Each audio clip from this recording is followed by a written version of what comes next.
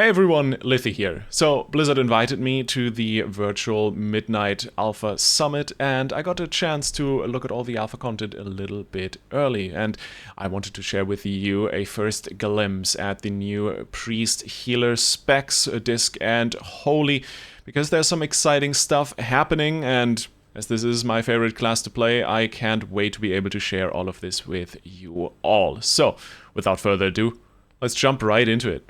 Obviously, little disclaimer up ahead, everything you see on this alpha is subject to change, it's deep in development, and especially for the new hero talents, there is a bunch still not implemented for priests. So we'll have to see where it goes, but for the moment we got some really nice things, which, starting off with the class tree, as you can already see, this thing was massively cleaned up. They concentrated a lot of the utility like Psychic Screams and the Tentacles, etc., to the far right side of the tree, so you can get into it and spec into it if you really want to, but you don't have to. Same with Holy Nova on the left side, getting also a new talent to turn it into a big 30-second cooldown button, which is really interesting, but overall it is very much the same class tree that we know and love from War Within, but massively cleaned up, a lot of the points much easier to reach, and overall you just get the opportunity to spec into talents you want a lot quicker.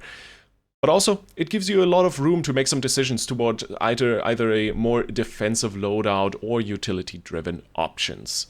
Diving into Discipline, which got a lot of changes. First off, of course, that which we are all here for, the new Apex talents. For Disc Priest, it is Master the Darkness, which basically is an powered shield proc. It's called Void Shield. It procs off penance.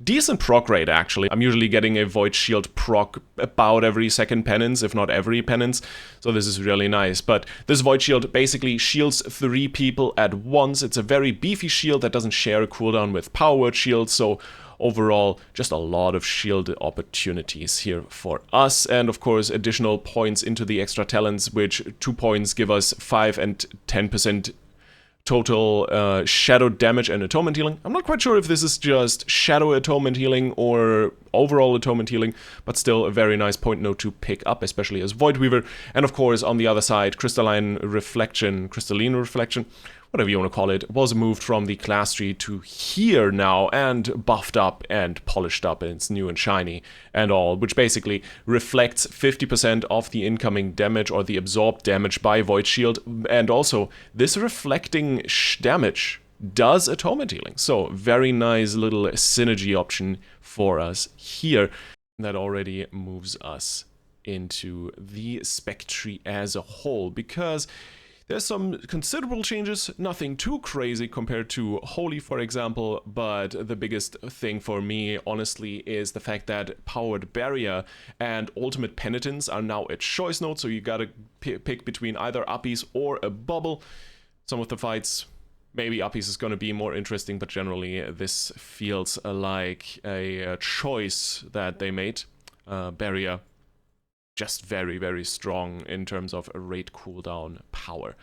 But of course, they also shuffled some talents around. The Shadow Word Pain spread talents that you can optionally talent into are now concentrated to the right side of the tree and easily avoidable. Another big thing that was removed is Shadow Covenant, so no more playing big cooldowns around your Mindbender and Shadow Fiend. Renew is gone, but they gave us Plea back, so we're moving a little bit more towards a Legion Disc Priest than the recent iteration of Dragonflight and War Within. And mentioning Legion Disc Priest, hey, Shadowmend is back. It is now a proc that happens every now and then off of Shadow Word Pain ticks, very similar to Surge of Light, and basically just gives you an empowered flash of light every now and then. It's nice. It's definitely something to pick up for, and plus I think maybe not the best talent for raiding, but we'll have to see. In a Light is the new Capstone, previously a PvP talent, offers you the option to switch back and forth between a Light stance and a Void stance. Light stance reducing your mana cost by 10%, and the Void stance giving you increased damage. Very interesting talent, personally big fan of that, gives you a little bit of something to play around with. And now, of course, the star of the show, Evangelism. is still there, but is completely reworked. No longer does it extend atonement duration. It now casts a powered radiance right away, and after that gives you 10 seconds of radiance, having no cooldown at all and costing 40% less mana. And what this does for us, basically, it removes our 15-second ramp window that we've been playing around since Legion, I think, and basically allows us to ramp 20 atonements onto the entire raid within 4 globals every 90 seconds. So in that regards, makes us a lot more flexible and more competitive with preservation evokers, because this is something that this priest has been struggling with in recent history in raiding. So very nice and interesting change up to evangelism in this regard. Very curious to see how that's going to play out in raids. But of course, when we talk about raids and M+, we got to talk about the different hero talent trees. Voidweaver largely untouched, basically, for this priest. The only mentionable change that we received was to Void Wraith. It is no longer a 30-second cooldown. It is now a empowered Mindbender on 1 minute. It basically just does a little bit more damage. Other than that, Voidweaver basically the same as it is currently. And I think that works very well, especially with a new batch of talents buffing our shadow damage a little bit more, giving us some options into Void Shield, and overall allowing us to lean more into the Void fantasy of the Disc Priest tree.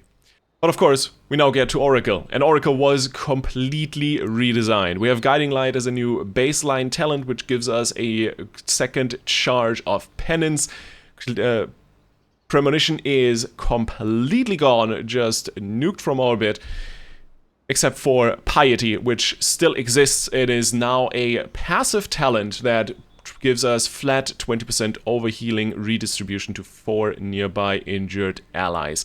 Really nice talent. Ultimately, it leaves us with Twin Sight as the new capstone talent, the one of the row talents that we had previously, basically just duplicating a penance whenever you cast it onto either allies or enemies, depending on if you're using offensive or defensive penance, which ultimately, all in all, throws us into a very nice and fun little loop of penance spam and shielding with the Oracle Priest. Especially with the Apex talent Void Shield, you really are just pumping shields out left, right, and center, especially because Void Shield and Power Word Shield do not share a cooldown currently, so you're shielding people for 50% of their health bar every 6 to 8 seconds. It is a really, really fun playstyle. I'm very curious how that's going to play out in Raid. I think it's going to be really strong in Mythic Plus. Raid remains to be seen if we're trading off a little bit of ramp power for, well, more continuous healing, more spot healing, more damage prevention in the shields. And of course, moving on to Holy. Nothing to cover in the class tree, as we've touched on that earlier already, but the big thing to mention for Holy, obviously, Halo moved to the Archon tree on a baseline. Otherwise, not really any changes to this talent tree. If we're looking at Oracle, yes, Disc got the major piece of the redesign here compared to Holy, but continuously, this is very much a hero talent tree that focuses on Prayer of Mending, on buffing your Prayers of Mending, reducing their cooldown, and just giving you more of it. Piety, same as with Disc, is still the same 20% overheal redistribution to nearby injured allies, which is going to be incredibly strong with Holy's Mastery.